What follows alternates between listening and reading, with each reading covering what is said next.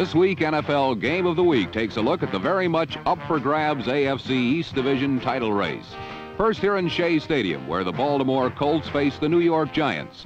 Then in the Orange Bowl, where the Buffalo Bills squared off against the Miami Dolphins.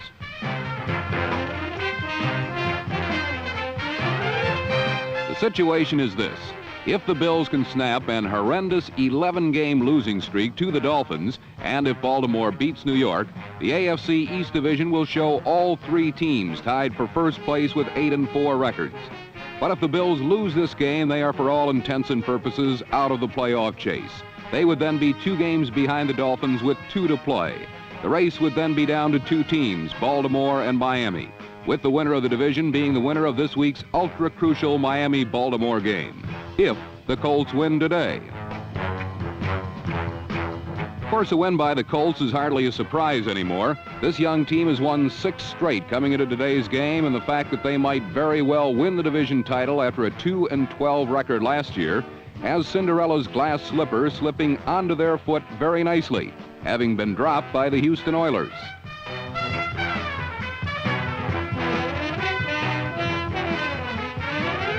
So today's 2 games are critical in the AFC East Division title race. Later in the show, we'll check in at the Orange Bowl for the Miami-Buffalo game. But first here at Shea Stadium, where the New York Giants meet the Baltimore Colts in the NFL Game of the Week.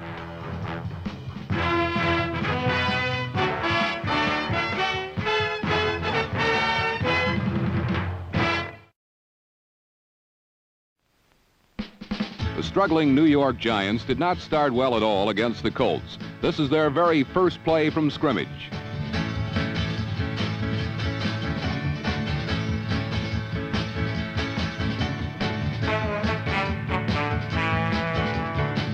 A look at the play in slow motion reveals that Craig Morton's pitch was true, but that Doug Coder never could find the handle and fumbled the ball away.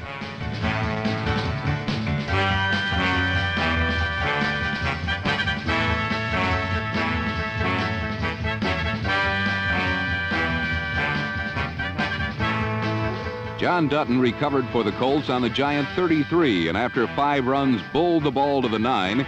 Lydell Mitchell followed number 75 George Coons and number 66 Elmer Collette, who moved him out just far enough for Mitchell to fall into the end zone.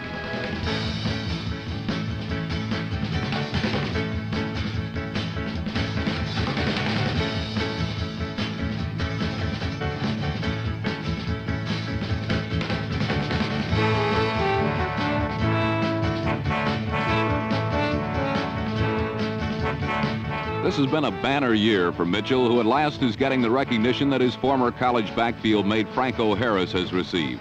Later in the game, Mitchell would become the first Baltimore running back ever to crack 1,000 yards rushing in a season, and he would certainly give the credit to his offensive line.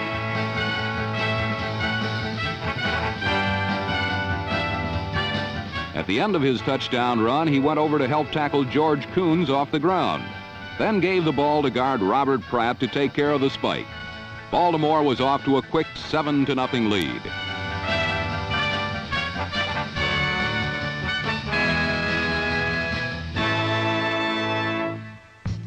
The Giants would have very few chances to score in this game, but one chance was set up by a pass to Joe Dawkins, whose fine run moved the ball 39 yards into Colt country.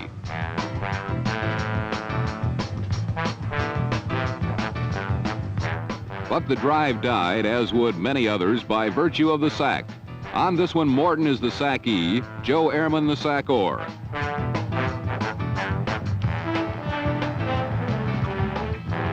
Brutal Baltimore pass pocket pressure was to be the key to this game.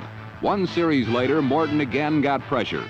It is not apparent from this angle, but will be revealed when we see the play from up top. His pass never got to Ray Rhodes, for Colt linebacker Stan White stepped in front and 23 yards later stepped into the end zone.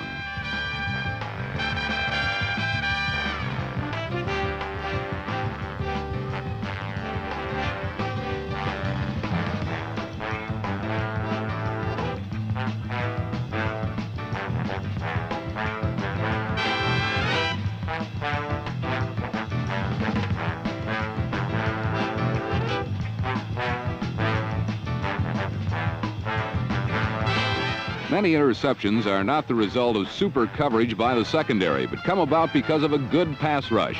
That was the case here. Morton felt pressure from Fred Cook and Joe Ehrman and threw before Rhodes had cleared white zone. Morton simply couldn't wait any longer before releasing.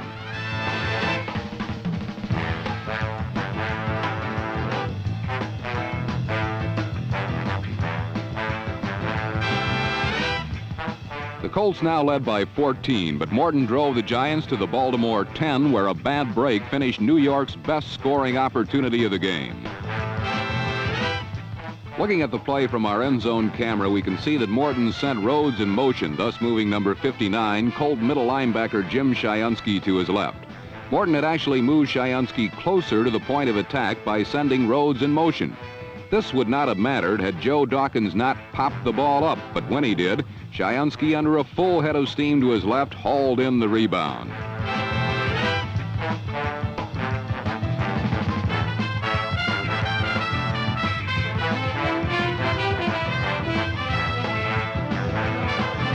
New York would never again threaten, though the game was only one play deep into the second quarter. They lost their last chance when they stopped the Colts cold and took possession of a Baltimore punt on the Colt 33. But on the play, Jim Steinke, number 20, was called for nudging the kicker. David Lee, one of the few real Colt veterans, showed his experience with a fine swan dive. This is the kind of mistake that you would expect the young and frisky Colts to make. But Ted Marchibroda has this young team performing like a bunch of hardened veterans. This 96-yard drive was to be a good example of their maturity. Third-year quarterback Burt Jones kept it going with 2 third-and-long plays, getting the first down with a completion over the middle. Jones next successfully handled a 3rd and 12, but in a different way. His pass to Roger Carr was slightly underthrown, and Carr couldn't quite come up with the ball.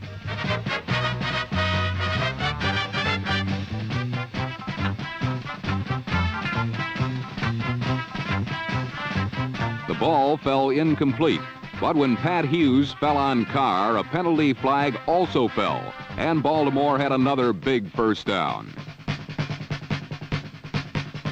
Carr was only momentarily injured. Hughes' personal foul hurt the Giants much more, for it kept the Colt drive going when they should have had an incompletion on 3rd down and added 15 yards to the drive besides. From the 1, though Brad Van Pelt, number 10, handled Collette up high, underneath, Bill Olds crept into the end zone and Baltimore led 21-0 at halftime.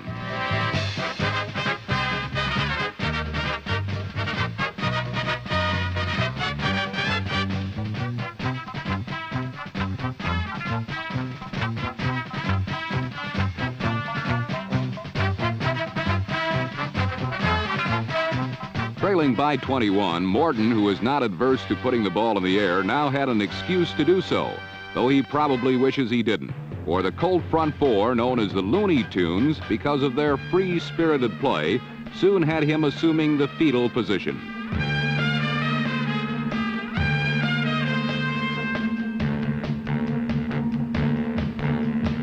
Captain of the Looney Tunes is number 76, Joe Ehrman, who had 2 solo sacks. The other 3 Loonies, John Dutton, number 78, Mike Barnes, number 63, and Fred Cook, number 72, picked up where Ehrman left off. And by game's end, Craig Morton was a little loony himself, having been put down 8 times for 62 yards and losses.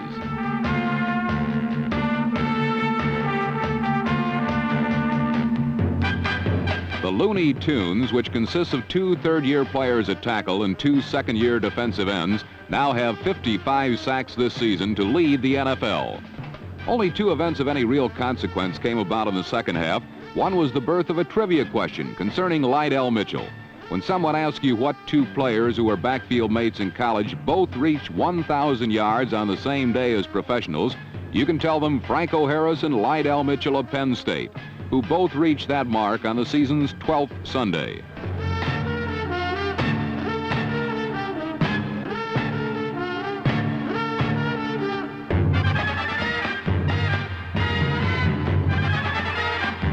For Mitchell, there is the added glory of being the first Colt ever to reach that mark. A pretty fair runner named Lenny Moore, also of Penn State and the Colts, never did it. Only one thing spoiled the Colts' day. Burt Jones re-injured his ribs late in the game, but this has happened before, and Jones was back the next week. You can be sure he'll be in there this week as the Colts play what is actually a championship game this Sunday to see if they have indeed arrived in 75.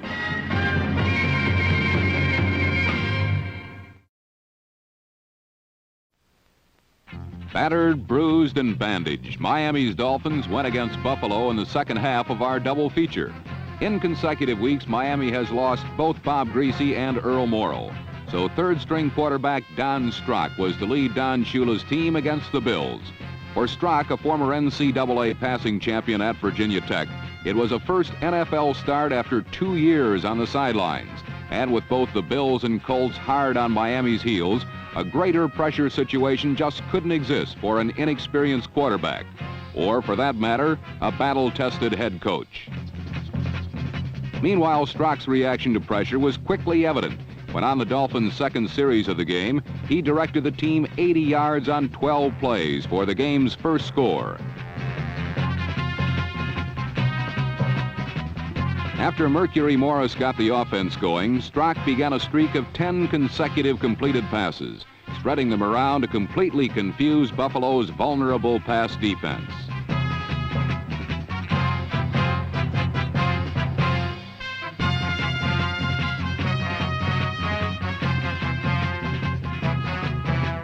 On this beautifully constructed and varied drive, the young quarterback hit passes to Don Nottingham, Nat Moore, Fred Solomon, and Howard Twilley. 4 for 4 in all, which brought the ball to the Buffalo 4.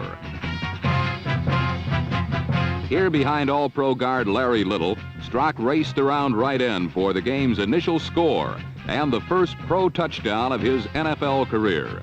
Miami 7, Buffalo nothing, and an auspicious debut for Don Strock.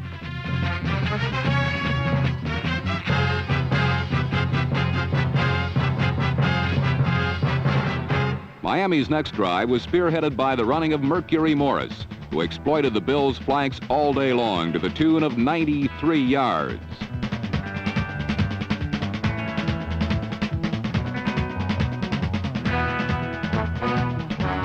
When Morris had brought the ball to the Buffalo 8, Don Strock calmly took matters into his own hands by throwing to reliable Howard Twilley for a touchdown. Twilley dearly paid for the privilege of scoring and was a bit slow getting up due to Ike Thomas's hit.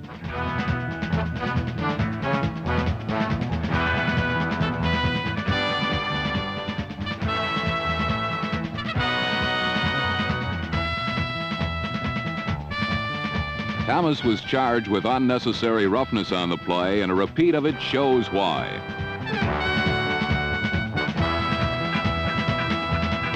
But Twilley, as usual, didn't miss a minute of the game, and his touchdown gave the Dolphins a 14-0 lead. Late in the second quarter, after the Dolphin defense had forced the Buffalo turnover, Strock quickly attempted to cash in with a bit of razzle-dazzle. After a narrow escape, ex-college quarterback Freddie Solomon's fine pass to Nat Moore was broken up by Dwight Harrison. But the cornerback was called for pass interference at the 1, so the play was good for 44 yards, much to Harrison's discomfort and Moore's approval.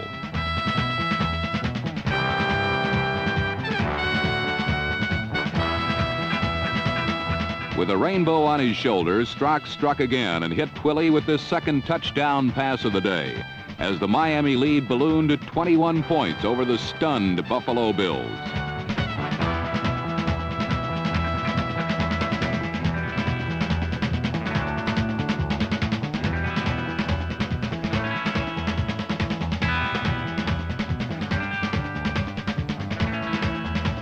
With time dwindling in the first half, Buffalo moved the ball for the first time today.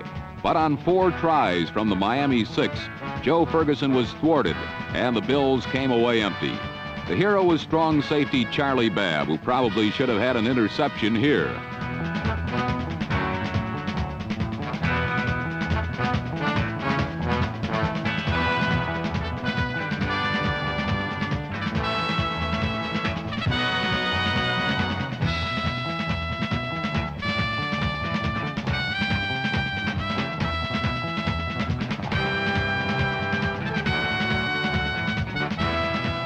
Nonetheless, Buffalo was stopped on 4th down, and their inability to score here from in close would cost them dearly today, as the half ended 21-0.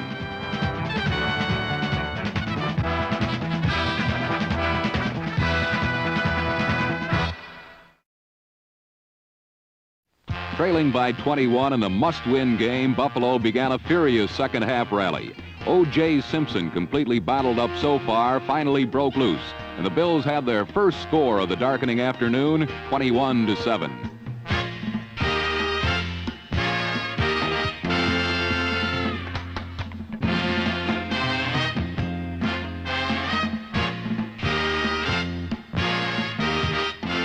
However, Miami came roaring right back on the wings of Nat Moore's 42-yard kickoff return, which put the Dolphins inside the 50.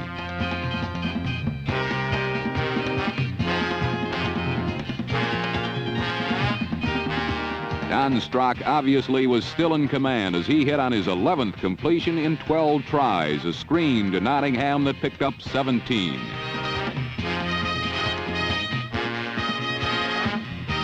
Two plays later, with a 3rd and 2 from the 18, Strock faked to Benny Malone and took the ball himself against the flow.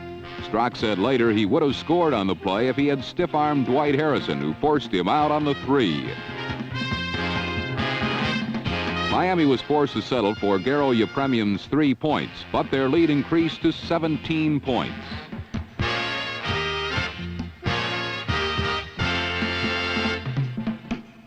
O.J. Simpson was in high gear now, and he personally accounted for 31 yards to the Miami 31.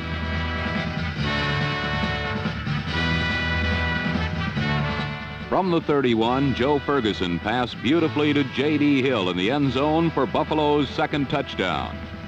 Up to this point, Hill had been intimidated by the no-name defense and had dropped several passes in key situations. Now revenge was his as Buffalo pulled within 10 points of the Dolphins.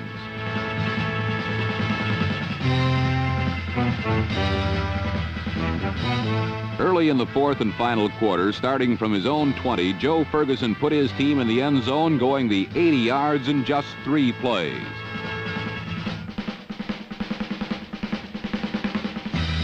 After a pass to Bob Chandler on the right side got 14 yards, Ferguson found O.J. open over the middle, and the superback did the rest for a 62-yard pass and run that put the Bills only 3 points behind with plenty of time remaining.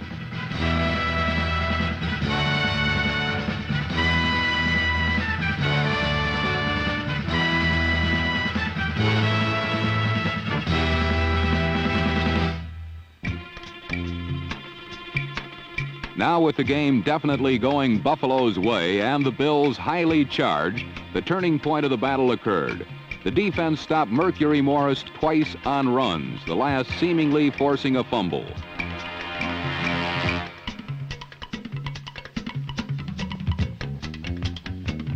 But the whistle had blown and a personal foul was charged to Pat Toomey, number 65, who felt Morris had fumbled.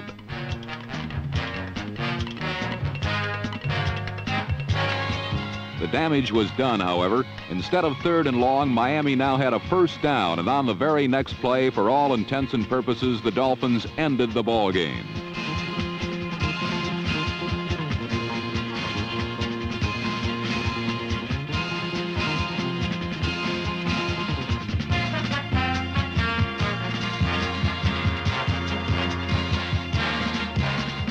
The man they call the bowling ball, Don Nottingham, rolled for 56 big yards to the Buffalo 1. And on the next play, Norm Bulash went over for the touchdown that put the game out of reach of the Bills.